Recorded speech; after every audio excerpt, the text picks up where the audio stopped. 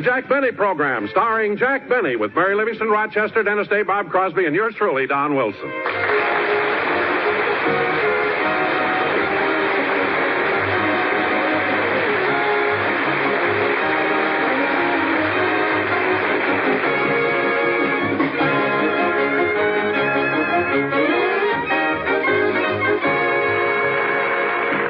And now, ladies and gentlemen, I'd like to take you back to yesterday, about a half hour before rehearsal time. Jack and I had gone into the corner drugstore to get a bite to eat. There are a lot of people in here, Don. I hope we can find seats. Yeah, every table's taken. Yeah. Oh, Jack, there are 2 empty stools at the end of the counter. You take those, Don. I'll wait.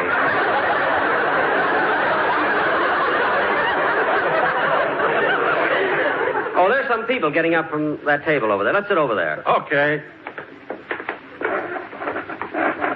Oh, Don, look.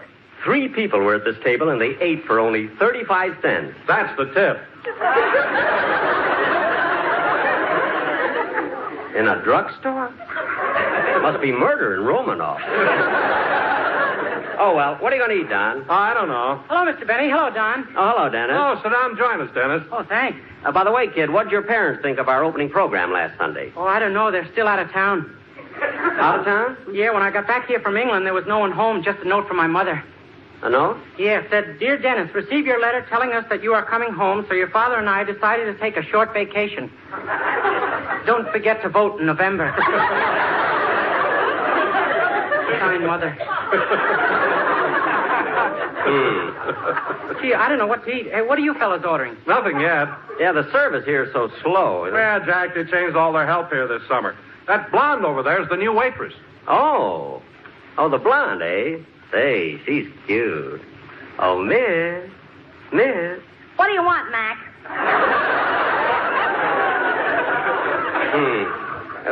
We'd like to order. Okay, what do you want? Well, don't you have a menu? It's written up on that blackboard behind the counter. Well, I can't see that far. With those glasses, I thought you could see Catalina.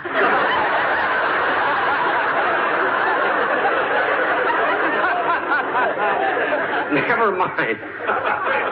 I'll have a lettuce and tomato sandwich and, A glass of milk. How did you know? I can spot them every time.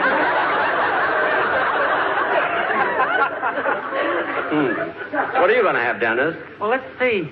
Oh, Miss, do you have any ice cream? Yeah. Pistachio ice cream? Yeah. Good, I'll have some chicken pot pie a la mode.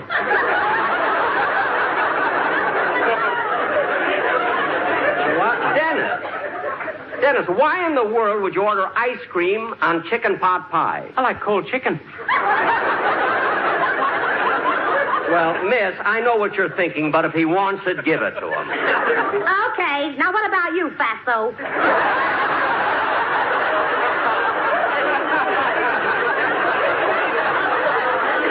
Well, I'm on a diet. I'll just have a glass of tomato juice and some rye crisp.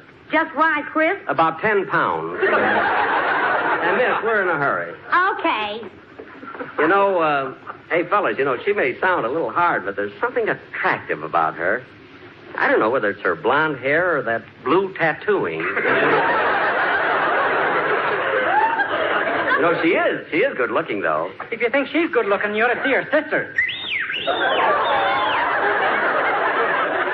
Oh, is she good looking, too? No.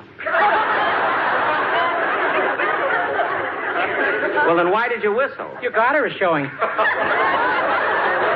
Dennis, stop being silly. Here's your sandwich, Mac. Look, Miss, my name isn't Matt. It's Jack.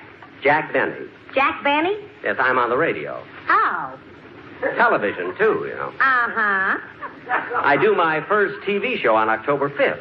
That's 2 weeks from now. The world is waiting.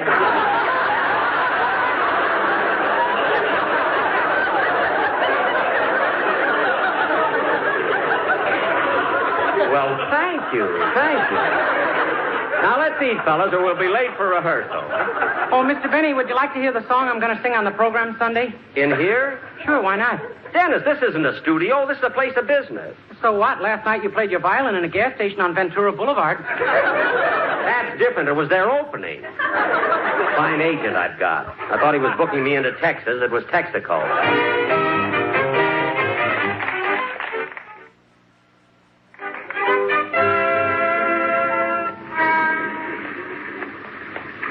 Yeah, I'm glad I got out of that drugstore. Oh, darn it, I left before the check came.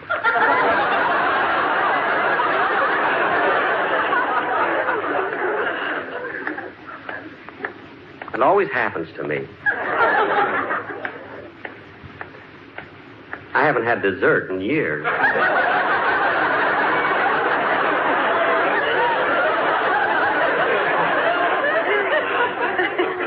Well, here's CBS. When you say I beg your pardon, then I'll come back to you. Hello, Mr. Benny. Oh, hello, Harry. Any messages? Yeah, Bob Crosby's looking for you. Oh, thanks.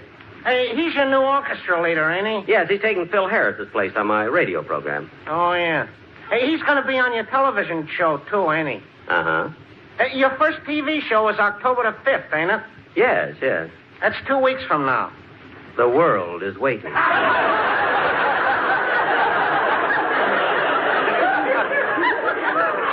I'll see you later, Harry.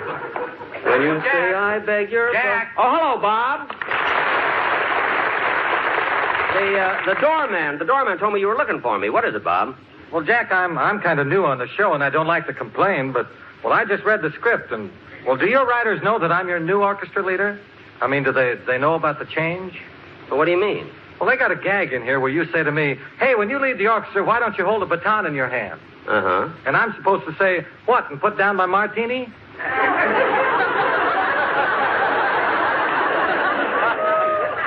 Well, Bob, that's a funny joke. Well, maybe so, but that's not my character. That doesn't fit me.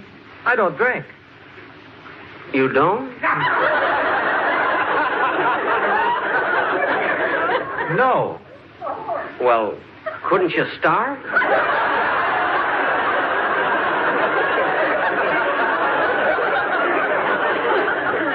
My writers have thousands of drunk jokes. But anyway, Bob, I'll tell them to watch it. Okay, thank you. You're welcome. Say, by the way, Jack, I wonder, who do I see about getting some tickets to the broadcast? Oh, my producer will take care of you. Oh, that's swell. See, I need a couple because today is my kid Stevie's 6th birthday. I promised him he could come to broadcast. Oh, Stevie's 6th birthday, eh? I bet he's excited. Oh, is he? You're not kidding. Should have seen the presents he got. Mother gave him a bicycle. Brother Larry gave him some roller skates. Everett gave him a football, and Brother Bing gave him a bank to save his money in. A piggy bank? No, the Security First National.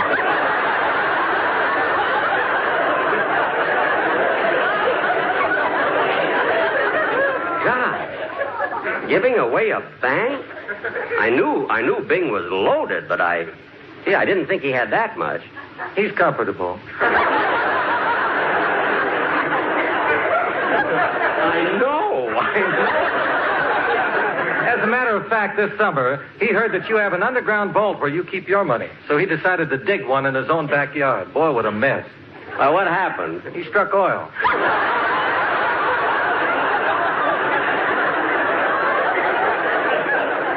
Oil? No kidding. Yep. Last night he opened a gas station on Ventura Boulevard. Had a violinist and everything.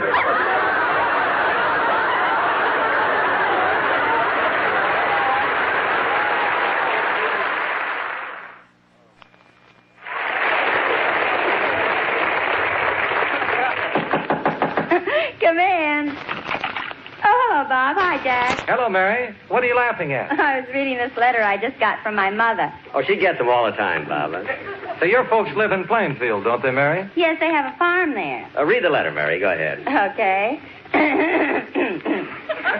My darling daughter, Mary, just a short note to tell you I'm glad the summer's almost over, as it was the hottest one we've had in years. It's been plenty hot here, too. Tell Jack that his first program last Sunday came on the air just as I was going out to milk the cows. So I took a portable radio in the barn to listen to it. The milk must have been transcribed, too, as they didn't release it until a later hour.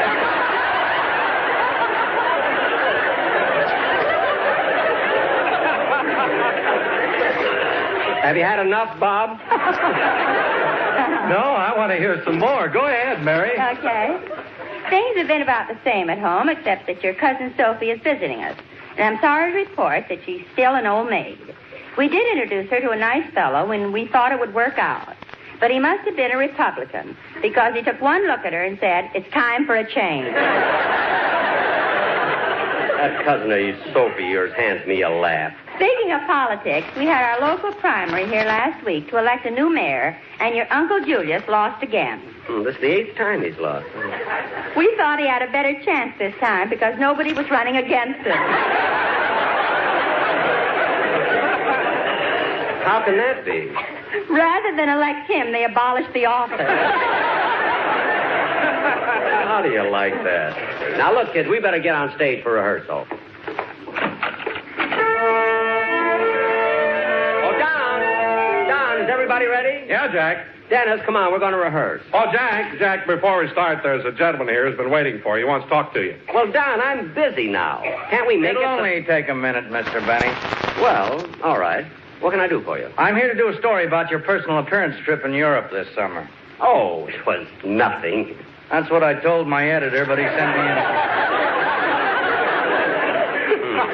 I understand that Miss Livingston was with you on this trip, too. Yes, and Dennis Day also. He appeared with me at the Palladium Theater. In London? Righto, Governor. Dennis. Now, where'd you go, Mr. Benny, after you left London? Well, after leaving London, we went to Dublin, Ireland. And was Dennis Day there with you? Sure and be God, it was good to get me feet back on the old sod. Dennis, please. Now, after leaving Dublin, where'd you go? To Glasgow. Glasgow, Scotland? Sure and be God, it was good to get me feet back on the old sod. He stayed in Ireland. Now, Mr. Benny, there's been so much publicity about your appearance in London. Perhaps we could get a new angle if you told me about your trip to Scotland. I'll be glad to. Well, as soon as we arrived in Glasgow, we went right to the Central Hotel.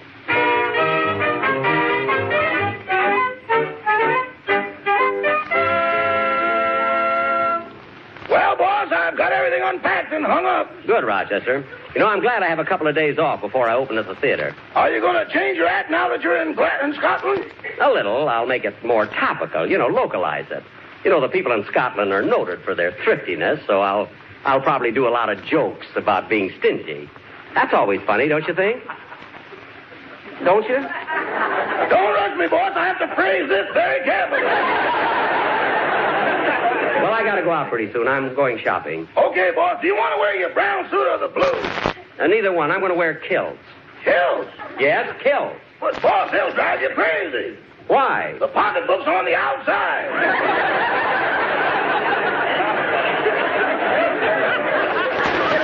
I don't care where it is. Anyway, I'm going to wear them sometime before I leave Scotland. Now, Rochester, have you got the address of the store where Miss Livingston said she'd meet me?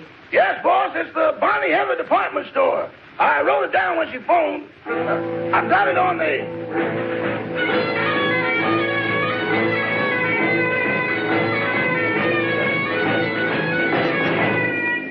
Rochester. What's that? The Good Humor Man. It is not. Let me take a look. Rochester, look, it's a whole band. And they're stopping right under my window. Maybe they came to welcome you to Glasgow. Say, I'll bet that's it.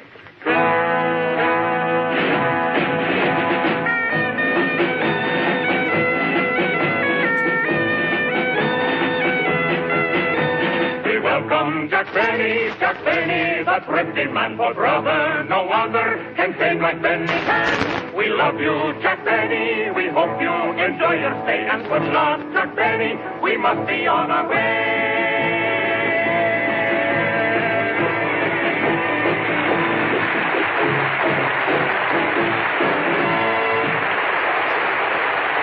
Now, Rochester, wasn't that a nice thing for them to do? Thank you, boys. Thanks very, very much.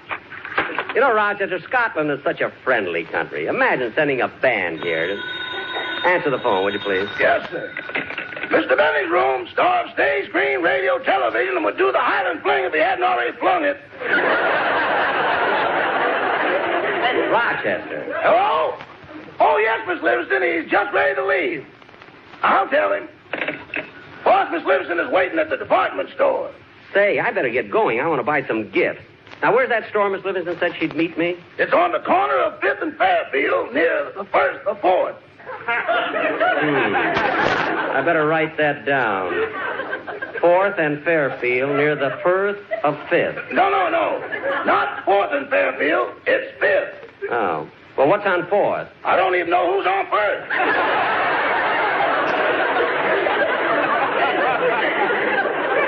Well, I'll find it. Goodbye, Abbott. So long, Costello. Goodbye.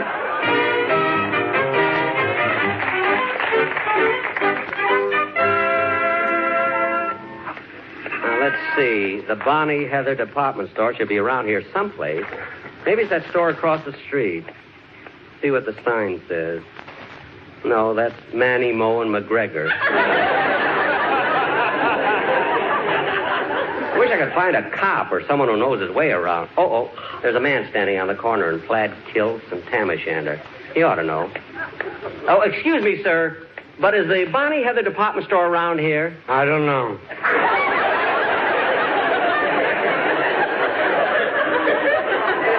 Well, we are near the 1st or 4th, aren't we? I don't know. Well, this is 5th Street, isn't it? I didn't know.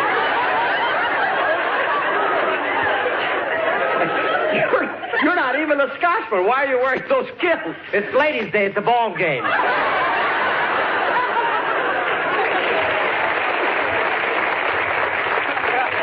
I'll find the store. It ought to be around. Oh, Jack. Oh, Mary, I was looking for you. Where's the store? Right here. How do you like that? I was standing right next to it. Well, come on, let's go in.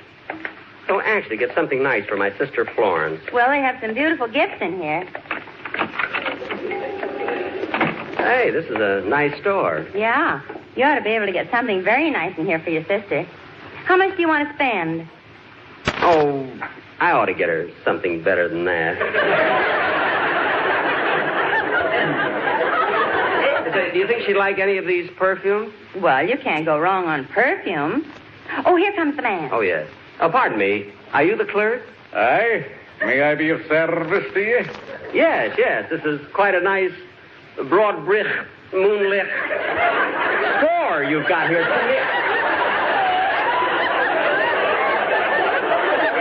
Yeah.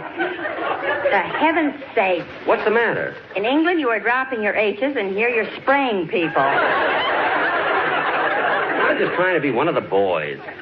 Now, clerk, I'd like to buy some perfume for my sister. Well, would you like something sophisticated or alluring? Gee, I don't know. Well, how old is your sister? Well, she's 2 years younger than I am. And how old are you? 39. 39? Yes. That one almost started his motor.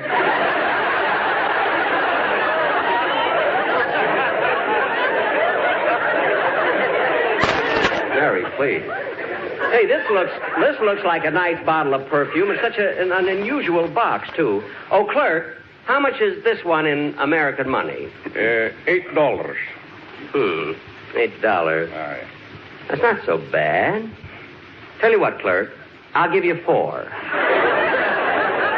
I'll take $7.90.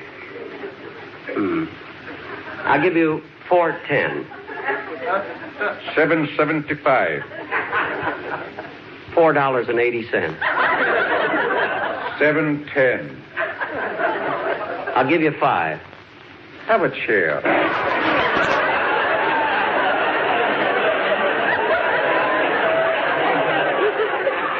Thank you. Now, where were we? $7.10. Oh, yes. I'll give you 5. I'll take 7. $5.70. $6.20. $5.90. $6. $6.10. $5.80. Back up, you passed each other. Oh, yes. I'll tell you what, sir. Let's make it $6 even. You're a gentleman and a scholar. It's a deal, sir. Thank you. I'll unlock the store and let you out. Good.